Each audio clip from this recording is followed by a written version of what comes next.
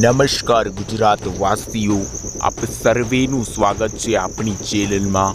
આજે તારીખ થઈ છે 6 ઓગસ્ટ અને વાર થયો છે બુધવાર। આજના તાજા હવામાન સમાચારો જાણીશું અને આજના દિવસે હવામાન વિભાગ તેમજ અંબાલાલ પટેલ દ્વારા સામાન્ય મધ્યમ વરસાદની પણ આગાહી કરી દેવામાં આવી ગઈ છે।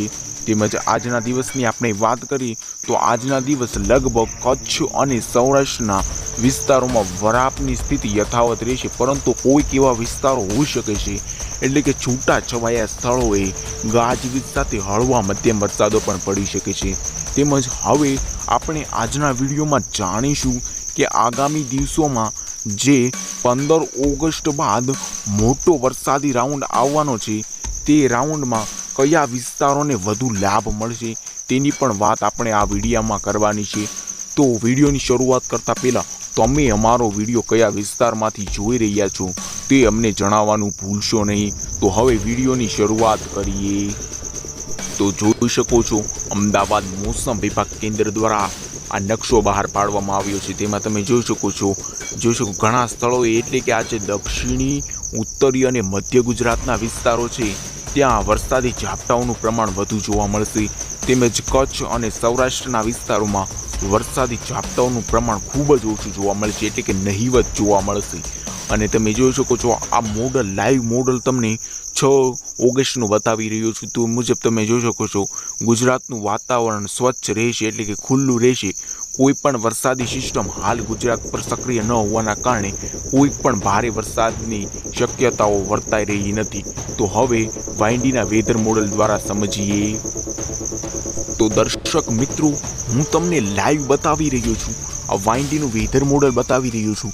તે મુજબ હવામાન વિભાગે આગાહી કરી છે, તેમજ પરેશભાઈ ગોસ્વામી અને અંબાલાલ પટેલે પણ આગાહી કરી છે કે જોઈ શકો છો તમે જે આ બંગાળની ખાડી છે જ્યાં 15 ઓગસ્ટ બાદ એક નાનું લો પ્રેશર સર્જાશે અને 16 ઓગસ્ટે આ લો પ્રેશર વેલમાર્ક લો પ્રેશરમાં સર્જાશે, એટલે કે વેલમાર્ક લો પ્રેશરની પરિસ્થિતિમાં આવી જશે અને આ વેલમાર્ક લો પ્રેશર હળવે હળવે ગુજરાતના વિસ્તારો તરફ આગળ વધશે।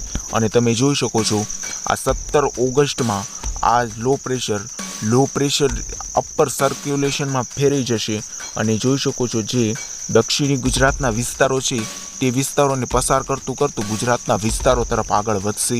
એટલે કે 17 ઓગસ્ટ બાદ ગુજરાતમાં અતિ ભારે વરસાદનો નવો મેગા રાઉન્ડ આવી રહ્યો છે। તે મેગા રાઉન્ડની મોટા ભાગની અસર તમે જોઈ શકો છો ગુજરાતના તમામ વિસ્તારોમાં થશે। એમાં મહત્વપૂર્ણ એ છે કે જે 24 જુલાઈએ વરસાદનો મેગા રાઉન્ડ આવ્યો હતો ત્યારે કચ્છ અને સૌરાષ્ટ્રના વિસ્તારોમાં જે ઓછો વરસાદ પડ્યો હતો, એટલે કે નહિવત વરસાદ પડ્યો હતો તેની એટલે કે હવે આ જે આવનારો 15 ઓગસ્ટ બાદ વરસાદી રાઉન્ડમાં તે વરસાદની ઘટ આ વરસાદી રાઉન્ડ પૂરો કરશે, એટલે કે કચ્છ અને સૌરાષ્ટ્રમાં અતિ ભારે વરસાદો તેમજ સારા એવા વરસાદો નોંધાઈ શકે છે। તો હવે વધુમાં વાત કરીએ તો 19 ઓગસ્ટે લગભગ સંપૂર્ણ ગુજરાતમાં આ સિસ્ટમ ખૂબ જ તીવ્ર ગતિથી તેનો હુમલો કરી દેશે, એટલે કે તીવ્ર ગતિથી આગળ વધી જશે। અને તમે જોઈ શકો છો આ 19 ઓગસ્ટનું હું તમને બતાવી રહ્યું છું, વાયડીનું વેધર મોડલ બતાવી રહ્યું છે કે જે સિસ્ટમ સંપૂર્ણ ગુજરાતમાં આવી જશે અને ગુજરાતના જે દક્ષિણી તેમજ સૌરાષ્ટ્રના તટીય વિસ્તારો છે તેમજ મધ્ય સૌરાષ્ટ્રના વિસ્તારોમાં અતિ ભારે વરસાદના રાઉન્ડો શરૂ થઈ જશે અને લગભગ પૂર સમાન વરસાદો પણ પડવા લાગશે।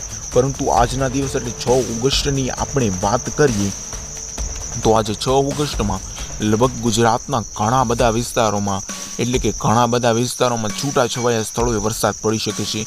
એમાં મહત્વપૂર્ણ વાત એ છે કે તમે જોઈ શકો છો જે દક્ષિણી ગુજરાતમાં વરસાદ યથાવત રહેશે, એટલે કે જે મધ્યમ સારા વરસાદો દક્ષિણી ગુજરાતમાં પડી રહ્યા છે તે વરસાદો મધ્ય ગુજરાત તેમજ દક્ષિણી ગુજરાતમાં પડશે।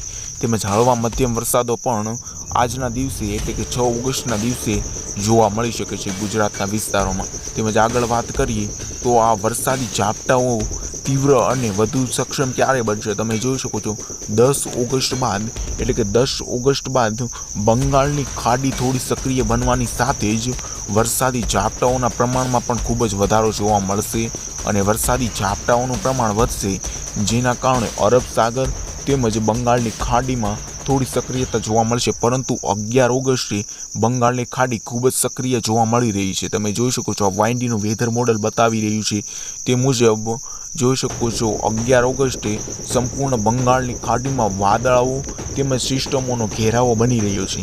એટલે કે 12 ઓગસ્ટે તમે જોઈ શકો છો 13 ઓગસ્ટે આ સિસ્ટમના થોડા આઉટર વાદળો એટલે કે બહારની સાઈડના જે વાદળો છે સિસ્ટમના તે બનવાનું શરૂ થઈ જશે. એટલે કે 17 ઓગસ્ટ સુધીમાં લગભગ આ સિસ્ટમ બંગાળની ખાડીમાંથી તૈયાર થઈ અને ગુજરાત તરફ નીકળી જશે.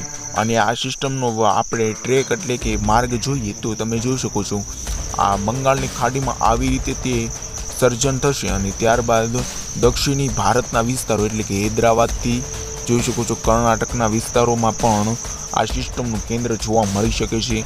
ત્યારબાદ મહારાષ્ટ્રના વિસ્તારો તેમજ મહારાષ્ટ્રના વિસ્તારો બાદ ગુજરાતના વિસ્તારોમાં આ સિસ્ટમ પ્રવેશ કરશે અને ધોધમાર વરસાદી રાઉન્ડ શરૂ થઈ જશે.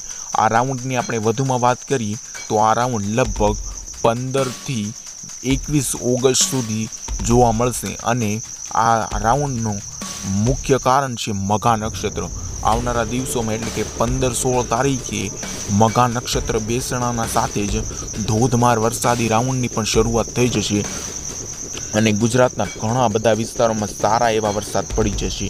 તેમજ આવનારા દિવસોની વધુમાં વાત કરીએ તો લગભગ આ સિસ્ટમની તીવ્રતાઓની વધુમાં વાત કરીએ તો કયા કયા જિલ્લાઓમાં આ સિસ્ટમની તીવ્રતાઓ ખૂબ જ વધુ જોવા મળી શકે છે તેમાં વાત કરીએ તો આ સિસ્ટમનો મોટા ભાગનો વરસાદ 19 ઓગસ્ટ અને 20 ઓગસ્ટના દિવસે પડશે.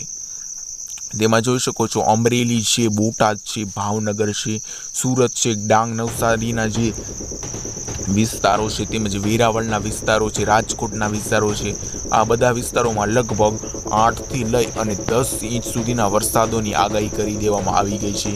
તેમજ વધુમાં આપણે વાત કરીએ તો તમે જોઈ શકો છો આ સિસ્ટમનું કેન્દ્ર જે આ જોઈ શકો છો ભાવનગરના વિસ્તારો એટલે કે અલંગ મહુવા સાઈડના વિસ્તારોમાં જોવા મળી શકે છે, જેના કારણે ભાવનગર જિલ્લામાં આ સિસ્ટમનો મોટા ભાગનો વરસાદ પડી શકે છે.